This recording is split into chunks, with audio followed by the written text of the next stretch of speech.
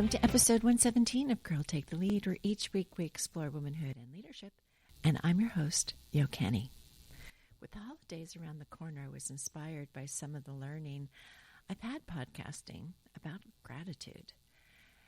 And when I go to learn more about any emotion, I always start with Brené Brown and Atlas of the Heart. And when I did that for this episode, I read that the expert on gratitude was Robert Emmons. So I found his book, Thanks, How Practicing Gratitude Can Make You Happier. I know probably all you need to know is that Emmons is endorsed by Brené Brown, but here's a little more about him. He's a professor at UC Davis and one of the leading scholars in positive psychology movement. His work on gratitude has been featured in the Washington Post, New York Times, Time, Newsweek, and other mainstream media. When I started this episode, I thought it would be a really short one, but it turned out there's a lot to say about gratitude. So let's dig in. Here you go, an episode to say thank you for all you've done to support this podcast. Enjoy the listen. Emmons' first chapter is titled The New Science of Gratitude and states that gratitude had never, until recently, but this book was written in 2007, he states that it hadn't been examined or studied by scientific psychologists. He began a program of scientific research in collaboration with Michael McCullough, psychologist at the University of Miami, and made several important discoveries about gratitude. And this book is full of research. So here are some of their discoveries. When people regularly engage in the systematic cultivation of gratitude, they experience a variety of measurable benefits, psychological, physical, and interpersonal. And that the family, friends, partners, and others that surround them consistently report that people who practice gratitude seem measurably happier and are more pleasant to be around. So what exactly do we mean by gratitude, he asks. Most of us think of gratitude after receiving a gift, and we appreciate the intention of the giver. From a scientific perspective, he states that it's not so easy to classify gratitude. It's more than an attitude, and most of us see it as an emotion, a mood, a moral virtue, a habit, a motive or personality trait or way of life. Not just one thing. It can be many things. Maybe that's what makes it so difficult to classify. I think we can all agree, though, that gratitude is pleasing. It feels good. It's also motivating. When we feel grateful, we are moved to share the goodness we have received with others. Emmons conceives gratitude in two stages. 1, gratitude is the acknowledgement of goodness in one's life. In gratitude, we say yes to life. We affirm that all things taken together, life is good and has elements that make it worth living. And 2, gratitude is recognizing that the source or sources of this goodness or kindness lie at least partially outside the self. The objective of gratitude is other-directed. One can be grateful to others, but not to oneself.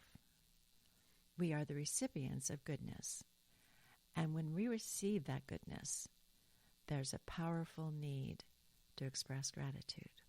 So it's definitely more than a feeling, and it implies humility and selfless motives. He provides an excerpt from a book by Elizabeth Bartlett, professor of political science, who had suffered cardiac arrest and required a heart transplant. Here's what she said about gratitude. Yet, I have found that it is not enough for me to be thankful. I have a desire to do something in return, to do thanks, to give thanks, give things, give thoughts, give love. So gratitude becomes the gift, creating a cycle of giving and receiving, the endless water flow, filling up and spilling over. To give from the fullness of my being.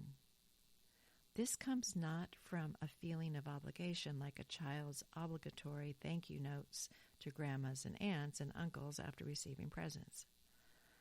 Rather, it is a spontaneous charitableness, perhaps not even to the giver, but to someone else, to whoever crosses one's path. It is the simple passing on of the gift. That was so lovely. One point that Emmons makes is that gratitude is a choice. He says that means we can sharpen our ability to recognize and acknowledge the giftedness of life. It means that we can make a conscious decision to see blessings instead of curses. It means that our internal reactions are not determined by external forces. This may be a little bit harder to do than it sounds. We've all got things going on in our life, right, that block us from that happening. And we can see how gratitude might have a difficult time surviving in a culture that celebrates consumption of self-aggrandizement and perceptions of deservingness. But he makes the point that by expressing gratitude for one's life's blessings, there is a sense of wonder, thankfulness, and appreciation. And this is likely to elevate being happier for a number of reasons. One, it can foster savoring positive life experiences and situations. Two, it can counteract hedonic adaptation. In other words, we don't take the good things in our lives for granted. And three, it's beneficial to our mood. In a section about the, quote, gift itself, there are some great quotes. Let me share them with you. Life is the first gift, love is the second, and understanding the third. And that was written by novelist and poet Marge Piercy. And another quote, all good things look better when they look like gifts. And that's by G.K. Chesterton, who also said, I would maintain that thanks are the highest form of thought, and that gratitude is happiness doubled by wonder. Emmons says gratitude, like other emotions, is embodied. It is felt and expressed physically. Here are the components of gratitude he outlines. One, it has to be something external that triggers the feeling. Two, we experience a particular perception of that determines the subjective feeling and its corresponding intensity. In other words, our brain processes the trigger in a significant way. Three, the physiological response, which we feel, might be like a welling in the throat and a warmth for gratitude to be present. And four, an expressive component that allows us to communicate the emotion to others. And that could be in our facial expressions, like a smile. It's some kind of body, physical change. Another chapter title I really liked was A Grateful Heart is a Healthy Heart. Emmons offers us an example of patients that had heart attacks, which caused them to reconsider their values and priorities in life, and that they believed they had grown in their capacity to not take things for granted. Here's an example of what one man in his study wrote. It is hard to put into words how many times I have felt grateful with such a great family and kids, now grandkids, my daughter was in high school and knew the signs of heart attack to call the ambulance when I had my first heart attack. My wife was always at my side when I needed her. When I had a cardiac arrest in New York, she was there. Also, the young man from California who did CPR to save me. When I came home from the hospital, all my family of 12 was there to meet me. When I was waiting for my transplant, my wife was there to take me to the hospital. Every time I went into heart failure, and 3 years ago I had a hematoma on my brain, my wife and my family were there for me. Life just does not get better than that. I also thought this was interesting. He wrote, as we experience emotional reactions such as anger, frustration, anxiety, and insecurity, our heart rhythms become incoherent or jagged, interfering with the communication between the heart and the brain. But when we experience heartfelt emotions, such as love, caring, appreciation, and compassion, the heart produces coherent or smooth rhythms that enhance communication between the heart and the brain. Wow! He also states that there's some exciting neuroscience research that reveals that areas of the brain responsible for processing negative information decrease with age, but processing positive information will maintain or even increase with age. Yay! Something to look forward to as we grow older. In the book, Emmons states that the psychologist Charles Shelton tells of a middle-aged woman who moved into a new apartment. She recounted this.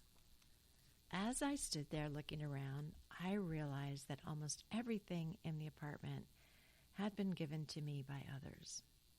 Much of it was from my family, and some things were from friends, co-workers, and the families of students I had taught. What I saw, looking around my apartment, were material things. But those material things got me to remember all the non-material gifts that I had been given by these same wonderful people. I thought back on my childhood and how the only way I could have grown was if others had helped me and provided for me along the way. I was truly grateful to God and all those people for everything they had given to me and done for me. I looked at myself in a new way also. I realized my interdependence with others, and that I couldn't and hadn't lived life on my own.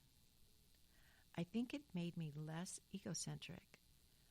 It was easier to say to myself that I didn't need to do everything for myself, though. I still struggle with that sometimes. I think what this woman teaches us is that interdependence is not the same as dependence, but rather a glad sense of reliance on others that nourished a grateful heart. Emmons also has this quote from Confucius: act with kindness, but do not expect gratitude. This I also thought was important. He states that where gratitude is an emotion, ingratitude is an accusation, and that being ungrateful is clearly the mark of a vice, whether in a single instance or as a long-term defect in character. Whereas gratitude is appropriate, even mandatory, being ungrateful is a sign or symptom of lack of socialization, whether the inability to appreciate what others have given for you, or worse, the grudging resentment of one's own vulnerability and the refusal to admit one's debt to others. Whoa! Whoa. And some of the consequences he outlines for ungratefulness includes weakening our bond to others and the risk of being alienated from society. For a personal standpoint, they are unable to experience the joy and fulfillment that grateful living beings have and are instead mired in complaint and negativity. Do you know anyone like that, listeners? I think we all do.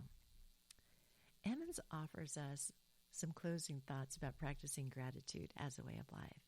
He states this: there's clear evidence that cultivating gratitude in both our lives and in our attitude toward life can make us sustainably happier and healthier people. Some days it comes naturally, and other days it feels like we're taking our medicine, doing something that's good for us, but that we don't really like. The emotion of gratitude, like all emotions, is difficult to conjure up at short notice, and he offers us 10 evidence-based prescriptions for becoming more grateful. 1. Keep a gratitude journal.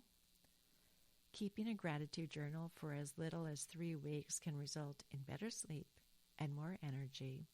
And who doesn't want that? Kiki, my Gen Z daughter, passed along a gratitude journal booklet. It's pocket size, and I write in it every night. I'll give you the link in the show notes, and it might be a great gift for somebody. 2. Remember the bad. It helps us see how much worse life might be. 3. Ask yourself 3 questions. What have I received from? Fill in the blank. What have I given to? Fill in the blank. What troubles and difficulty have I caused? Fill in the blank. These questions provide a structure for self-reflection. 4, learn prayers of gratitude, or make your own. 5, come to your senses. Nearly 80% of Emmons research participants say they are grateful for their health or the health of family members, making it the most cited trigger of gratitude. The other most cited trigger of gratitude was the ability to touch, see, smell, taste, and hear, our 5 senses. 6, use visual reminders. The best visual reminder might be other people, so hang out with grateful people. 7, make a vow to practice gratitude, something like, I promise not to take things for granted. I vow to pause and count my blessings at least once a day. Or I vow to express gratitude to someone who has been influential in my life. 8, watch your language. In gratitude, we are not focusing on ourselves, but the inherently good or special things that others have done on our behalf. So positive self-talk can strengthen our social bonds with others. 9, go through the motions. He says, do it now, and the feeling will come. And 10, think outside the box.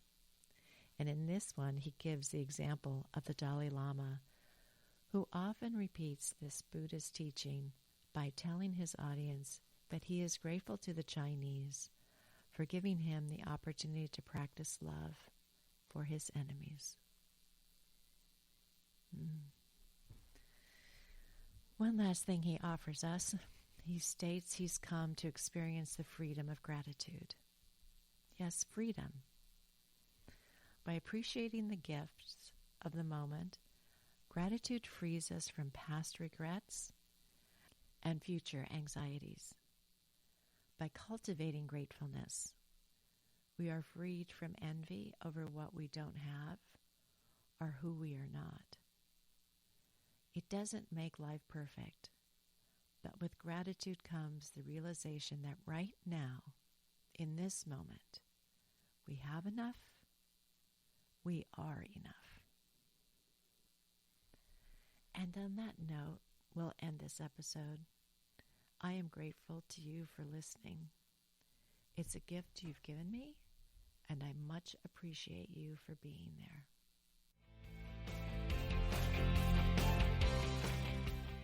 Thank you for listening today, and we sure hope you enjoyed this episode. And if you did, please leave a comment wherever you listen to your podcasts.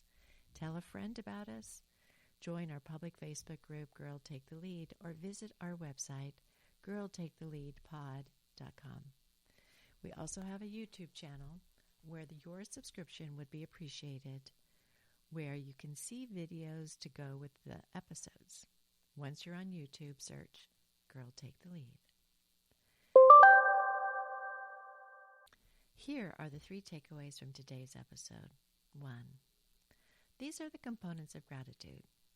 Something external triggers the feeling. Our brain processes the trigger in a significant way with a physiological response. Example being an expressive component, like a smile. 2. The research is there. Gratitude brings us so many benefits to our health, social interactions, and well-being. And practicing gratitude makes us happier. 3.